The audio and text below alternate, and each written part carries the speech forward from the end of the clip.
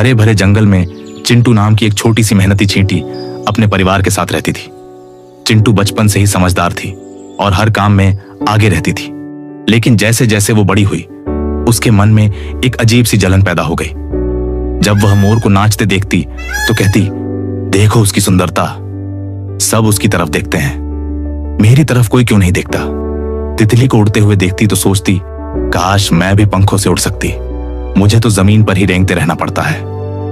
यहां तक कि वो गिलहरी से भी जलने लगी थी, जो पलक झपकते ही एक पेड़ से दूसरे पर छलांग लगा लेती। धीरे धीरे चिंटू का ध्यान अपने काम से हटने लगा। जहां पहले वो सबसे पहले खाना इकट्ठा करती थी, अब पीछे रह जाती थी। उसके साथी उससे पूछते, तू इतनी उदास क्यों रहती है? लेकिन चिंटू बस मुस्कुराकर चुप हो जाती। एक दिन जंगल में तेज आंधी और मूसलधार बारिश आई। पेड़ टूट गए, नाले उफान पर आ गए और कई जानवरों के घर उजड़ गए। तितली के पंख भीगकर भारी हो गए थे, वो उड़ नहीं पा रही थी। गिलहरी का पेड़ गिर गया था और वो कांपती हुई जमीन पर बैठी थी। मोर की रंगीन पूंछ गीली हो चुकी थी और वो अपने पंख भी नहीं फैला पा रहा था। जंगल में हाहाकार मच गया, लेकिन चींटियों की कॉलोनी पूरी तरह सुरक्षित थी। उन्होंने गहरी जमीन में सुरंगें बनाकर अपना घर मजबूत बना रखा था। चिंटू ने जब यह हाल देखा तो उसके भीतर कुछ टूट गया। वो सोचने लगी, मैं जिनसे जलती रही, आज वो सब मुसीबत में हैं, क्या मैं कुछ कर सकती हूं? फिर उसने एक निर्णय लिया। चिंटू ने तुरंत अपनी कॉलोनी की सभी चींटियों को इकट्ठा किया और बोली, हमें दूसरों की मदद करनी चाहिए। अगर हम मिलकर कोशिश करें तो सबको बचा सकते हैं। सैकड़ों चींटियां पंक्तिबद्ध होकर निकल पड़ी। कुछ तितली को पीठ पर उठाकर सुरक्षित जगह तक ले गई, कुछ गिलहरी के लिए पत्तों का बिस्तर बनाने लगी और कुछ मोर के पंखों से पानी साफ करने लगी। जंगल के जानवर यह देखकर हैरान थे कि इतनी छोटी जीव भी इतने बड़े दिल की मालिक हो सकती है। जब बारिश थमी और सूरज निकला तो तितली, मोर और गिलहरी सबने चिंटू का धन्यवाद किया। मोर ने कहा, तेरी जैसी सुंदरता मैंने आज तक नहीं देखी। गिलहरी बोली, आज मुझे समझ में आया कि असली ताकत दिखावे में नहीं, सेवा में होती है। और तितली मुस्कुराकर बोली, तू न उड़ सकती है, न चमकती है, लेकिन तूने हमें बचाया है, तू सबसे ऊपर है। उस दिन चिंटू ने पहली बार खुद पर गर्व महसूस किया। उसने जाना कि वो जितनी दिखती है उससे कहीं ज्यादा कीमती है। अब वह दूसरों से जलना छोड़ चुकी थी। वो जान चुकी थी कि हर जीव की अपनी भूमिका होती है और अगर हम अपनी ताकत को पहचाने तो हम दूसरों की जिंदगी बदल सकते हैं।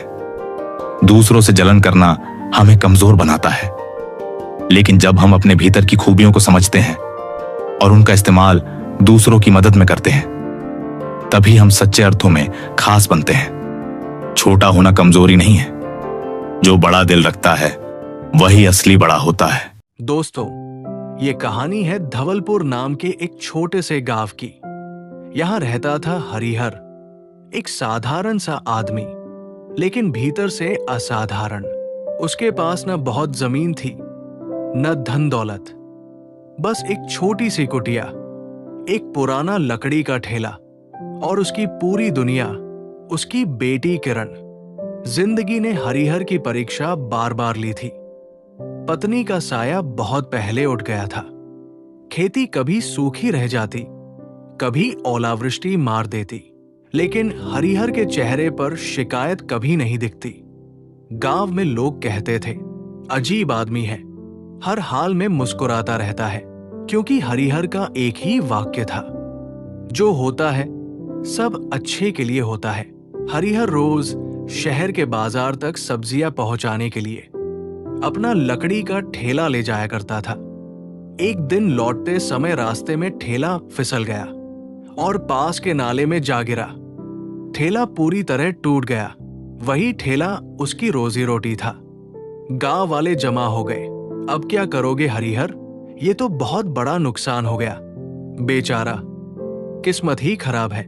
हरिहर ने टूटा ठेला देखा, फिर बेटी की तरफ देखा और बस इतना कहा, ठेला टूट गया है, ये सच है, पर जो होता है सब अच्छे के लिए होता है।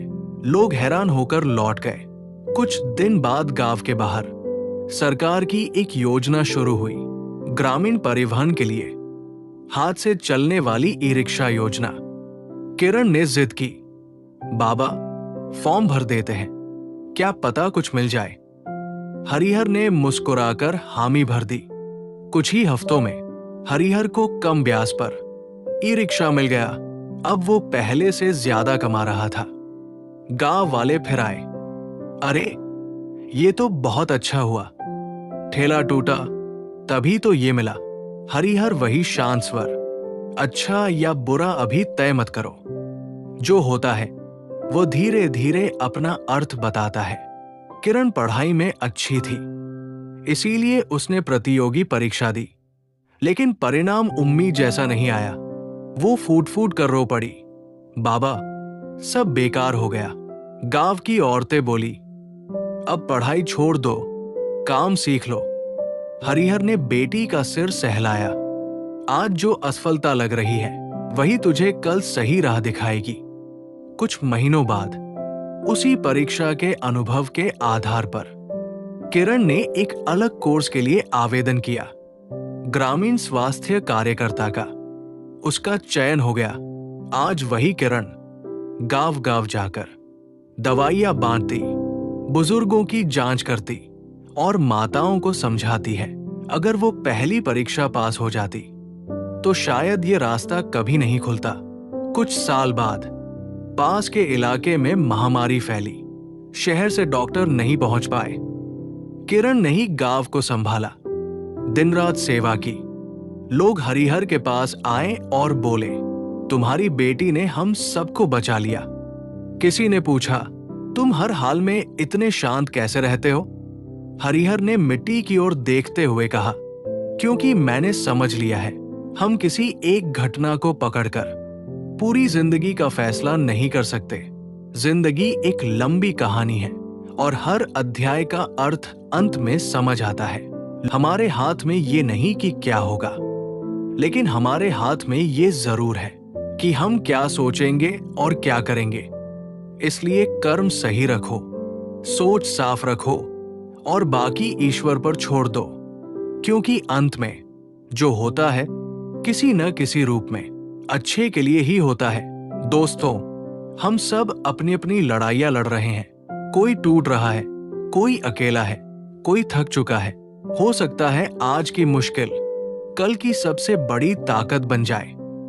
अगर ये कहानी आपके दिल तक पहुंची हो तो इसे जरूर साझा करें।